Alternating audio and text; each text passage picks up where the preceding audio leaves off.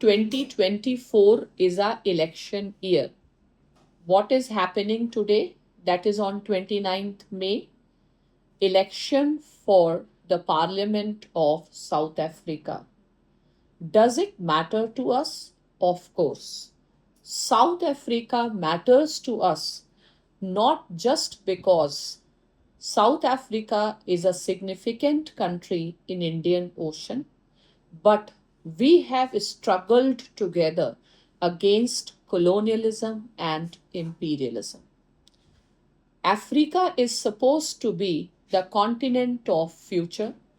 Its demography is young. It has the decent rate of growth.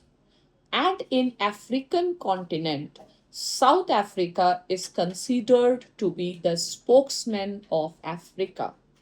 Why?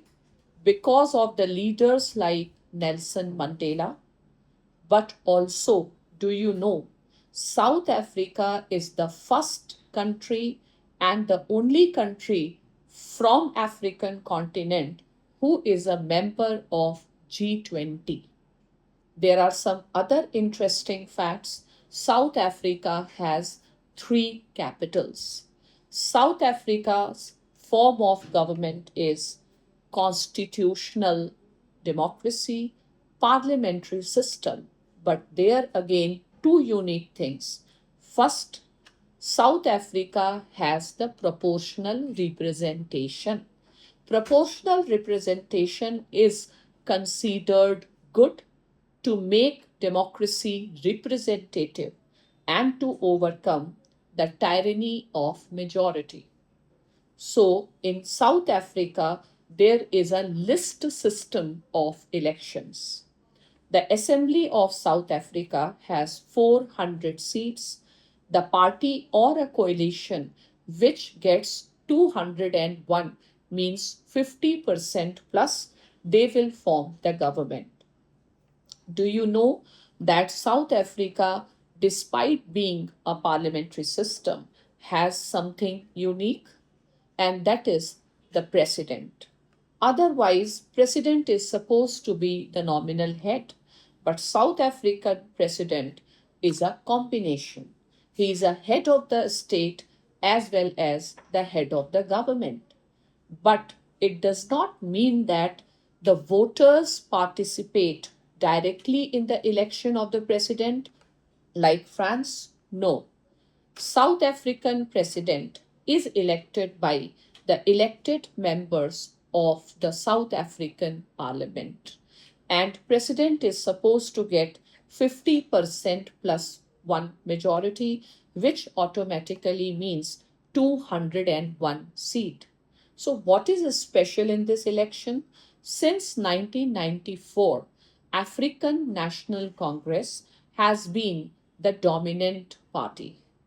But there is a probability, as per the opinion polls, that they may lose the hegemonic status, the status of a dominant party. Why?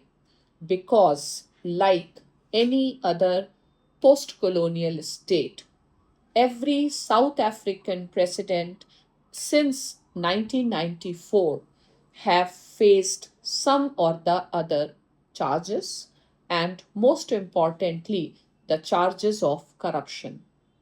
What is the mindset today? What are the issues in South African elections? Like everywhere, employment. Employment is a big problem. Around 34% of the people are unemployed. If I talk about only youth, then this ratio becomes 50%. Like all other developing countries, South Africa also suffers the debt problem.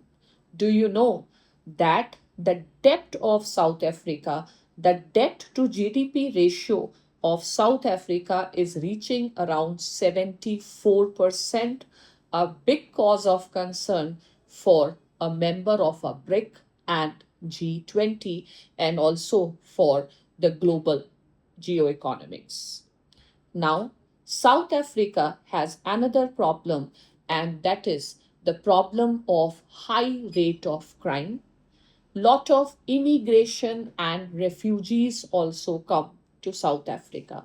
So any issue of global politics, you talk about Indian Ocean, you talk about BRICS, you talk about G20, you talk about migration, we should be aware of the developments in South Africa. And as you know, Africa is our mother continent, and somehow our destinies are linked.